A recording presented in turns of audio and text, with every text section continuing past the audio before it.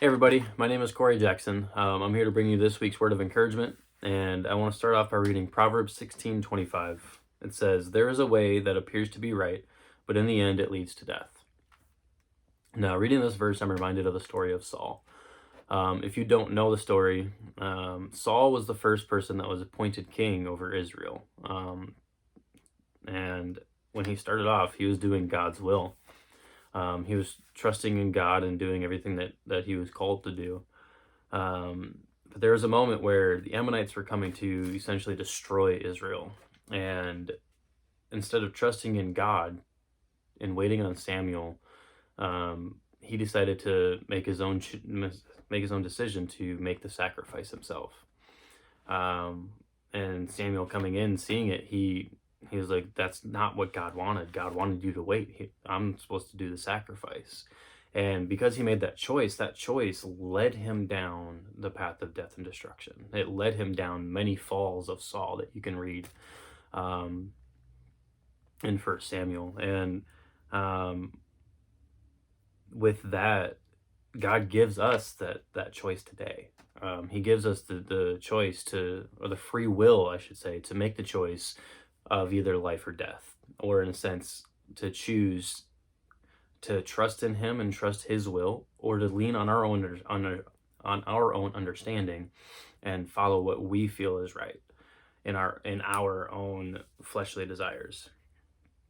and but sometimes you could be going down the path of God's will. You could be doing what He has called you to do, and the enemy will come in and he'll present you with an idea or a path that looks on the surface to be the exact same direction that you're going. And it seems to be right. It seems to be the right decision to make.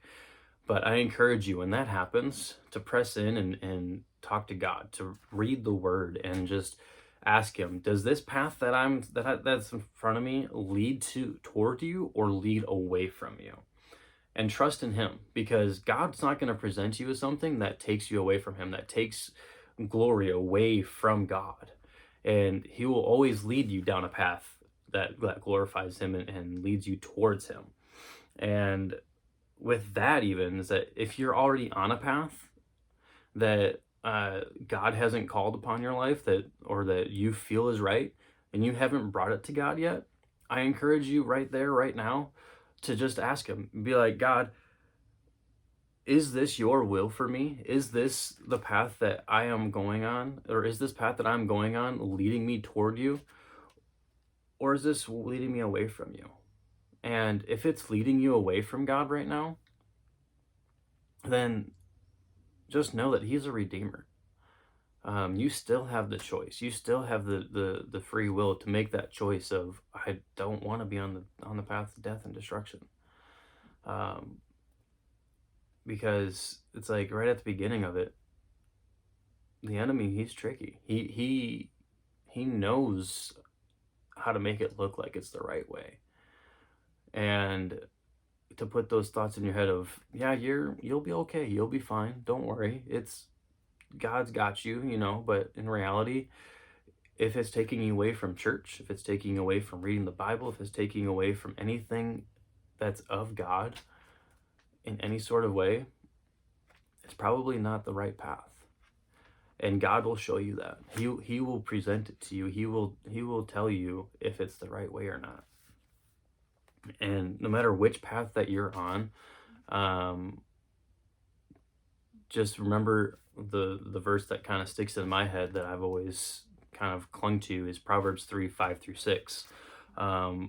It says, "Trust in Him with all your heart and lean not on your own understanding. Seek His will in all you do, and He will show you which path to take." And it's like, no matter what you do, no matter where you're at, if you trust in Him and trust what He has for you, He will always lead you down the path of life. And that just comes down to choose Him, choose God, and He will never fail you. He will always be there for you. So I encourage you, just lean into Him, and He will never fail. Thank you.